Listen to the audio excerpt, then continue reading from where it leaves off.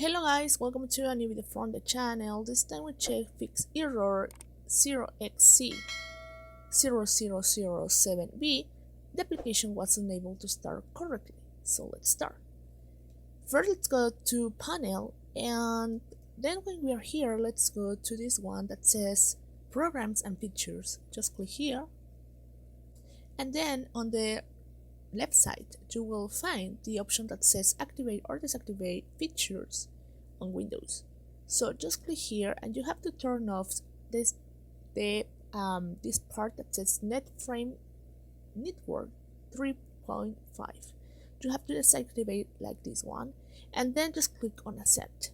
When you do it, try to open any program once again. If this isn't working, let's go to Google and let's looking for a program that says download DirectX. Then let's go to the official site that says DirectX End User Runtime Web Installer. Just click here, and you will find that we have here the official page.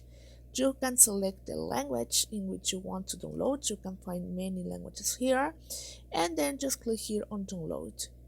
The program is completely free, and you will find download completely on your computer. Try to install it, and when you follow the steps, try to open the programs again. So guys, I hope this works for you. Thank you for watching this video. Remember to subscribe and give a thumbs up to this video.